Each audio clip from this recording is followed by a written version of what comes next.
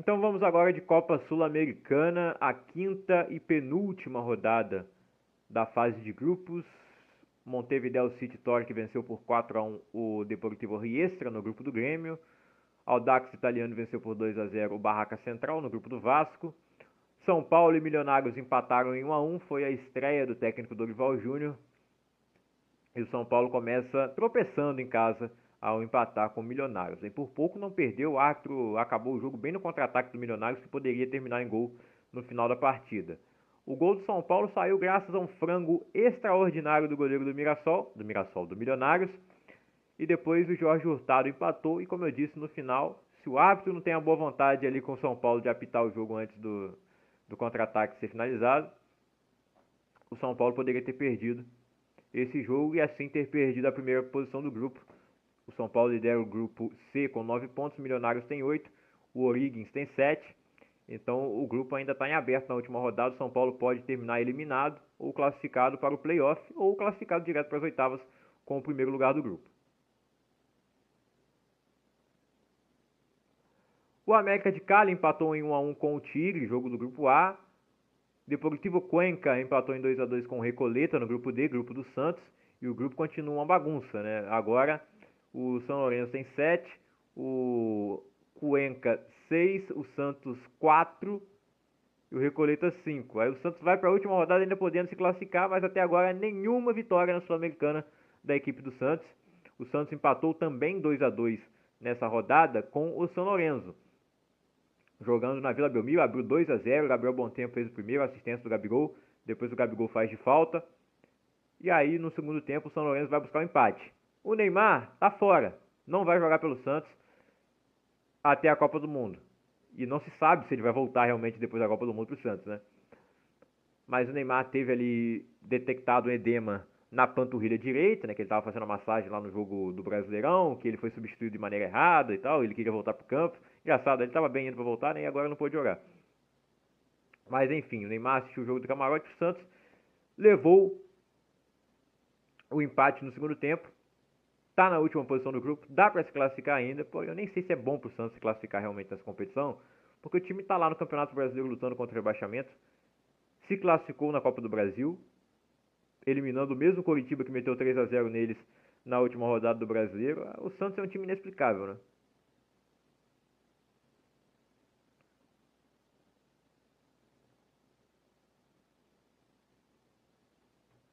O Boston River venceu por 3-2 o O'Higgins. Quem diria que o Boston River ia vencer um jogo? Pra sorte do São Paulo, né? Se o O'Higgins tivesse vencido, teria assumido a liderança do grupo.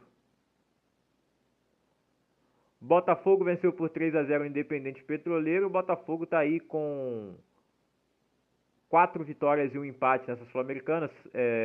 Segue invicto. E olha só o volume de jogo que o Botafogo vem implementando na Sul-Americana. Tá assustador, hein? Nesse jogo foram 37 finalizações, 19 no gol e 3 gols. O goleiro fez várias defesas, o goleiro do Petroleiro, né? Nem todas muito difíceis também, mas assim, o Botafogo tá com um volume de jogo absurdo aí, com o técnico Franklin Carvalho, especialmente na Sul-Americana.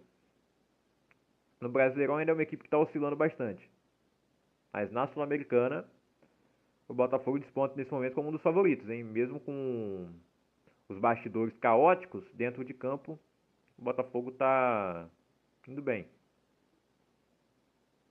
O Grêmio venceu por 2-0 o Palestino. Bright White e Pavão marcaram os gols. O Pavão não marcava gol há 2 anos, hein? Quanto tempo? E ele chutou lá do meio da rua e conseguiu acertar um golaço. River Plate e Red Bull Bragantino empataram em 1-1. O Bragantino vencia até o final da partida. O Alex Vinícius abriu o placar para o Red Bull. Mas aí saiu o gol do Lautaro Pereira com uma falha do goleiro Cleiton, né? Ele acaba rebatendo a bola para frente, dando rebote para o Pereira aproveitar e empatar o jogo. O Atlético Mineiro venceu por 2-0 o Cienciano. Finalmente o Galo conseguiu a sua segunda vitória na Sul-Americana. Está em terceiro lugar, mas o grupo está bem bolado. 7 pontos para o Puerto Cabello, 7 pontos para o Cienciano, 7 pontos para o Galo e 6 pontos para o Juventude. Tá tudo aberto aí. Galo pode terminar em primeiro lugar, como pode terminar em último. Esse grupo tá uma verdadeira loucura, né? Eu falei do grupo do Santos, mas esse aqui tá muito mais embolado, né? Até o início da rodada todo mundo tinha a mesma pontuação. Puerto Cabello e Juventude empataram em 1 a 1 no grupo aí do Atlético Mineiro. Racing empatou em 2 a 2 com Caracas. O Carabobo ganhou do Blooming 2 a 0. E o Macará empatou em 0 a 0 com o Alianza Atlético. Classificação de todos os grupos. No grupo A, Macará tem 9 pontos, América de Cali 9, Tigre 6 e o Alianza Atlético 2. Grupo B, Puerto Cabello, Cienciano e Galo tem 7, Juventude tem 6. Grupo C, São Paulo tem 9, Milionários 8, Origem 7, Boston River 3. Grupo D, São Lourenço 7, Deportivo Cuenca 6, Recoleta 5 e Santos 4. Grupo E, Botafogo 13, Caracas 9, Racing 5, Petroleiro 0. Montevideo City Torque tem 12 pontos no grupo F. O Grêmio tem 10, Riestra 4 e Palestino 2. Luta então pelo primeiro lugar entre Torque e Grêmio na última rodada. Olímpia lidera o grupo G com 10 pontos. Eu não falei desse jogo, cara. Como é que pode, né? Eu não falei do jogo do meu time, do Vasco. Realmente não queria falar sobre isso. Mas não foi de propósito. Eu esqueci e passei direto ali sem perceber. O Vasco, que ganhou do Olímpia de 3 a 0 em São Januário, perdeu por 3 a 1 lá no Paraguai. Mais uma vez em time alternativo. Renato Gaúcho cumprindo o último jogo de suspensão da Conmebol. E aí o técnico interino não, o auxiliar do Renato Gaúcho principal que comandava o time foi expulso também nesse jogo. O Vasco saiu na frente com o gol do Carlos Coelho de cabeça no final do primeiro tempo. No segundo tempo, o Olímpia empata. Logo depois, o João Vitor é expulso de maneira bizarra, né? Uma entrada criminosa nas partes mais dolorosas ali do jogador do Olímpia.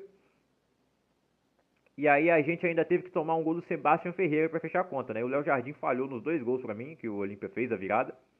E inclusive esse do Sebastião Ferreira, que para quem não lembra jogou no Vasco, chegou em 2023 ali na mesma época que o Verratti, e deram a camisa 9 para ele, o Verratti ficou com a 99.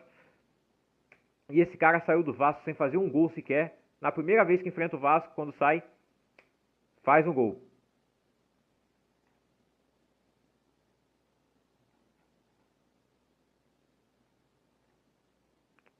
Entrei aqui na classificação do Campeonato Paraguaio.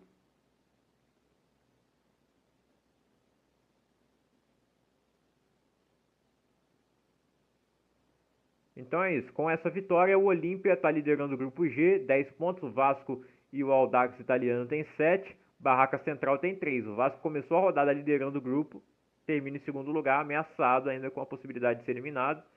Se passar em segundo é aquele negócio, né, de jogar a repescagem, o que não é legal, né, para encher o calendário. Ainda dá para passar em primeiro lugar, mas é isso. Vai depender da última rodada. O Vasco vai pegar o Barraca Central já eliminado. E aí tem 2 times lutando ainda pela classificação, porque o Vasco, se vencer, vai a 10 pontos, o Audax Italiano, se vencer o Vasco, também vai a 10 pontos. Só o Audax Italiano venceu o Olímpia, na verdade, né, perdão. Vasco e Barracas na última rodada, Audax e Olímpia. Então, essa é a sorte do Vasco, ele vai enfrentar um time que já está eliminado, e o Olímpia vai enfrentar um time que quer se classificar. E o Olímpia também quer se classificar, né, mas o saldo do Audax é de 0, do Vasco é de 1, do Olímpia é de 2.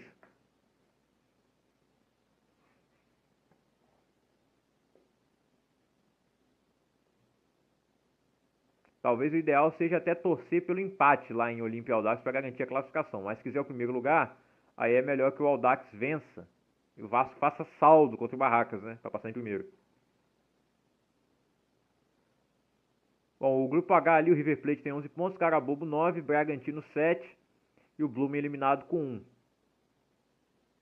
Agora vamos ver o Bragantino aí na última rodada, pegando Carabobo. O River Plate vai enfrentar o Blooming. Confronto direto para o Bragantino pegar a vaga na segunda, no playoff, né? Porque a primeiro lugar vai ser difícil. Não vai dar pra pegar o primeiro lugar, na verdade, não vai dar. O River já está em primeiro. Aí a artilharia é bem dividida, né? Vários jogadores ali com 3 gols, o Adam Manuel Martínez, José Davi. Nas assistências, Alejo Cruz, do Juventud. Essa é a Copa Sul-Americana, a última rodada na próxima semana. E aí vamos ver quem será classificado e quem vai cair da Libertadores para cá também.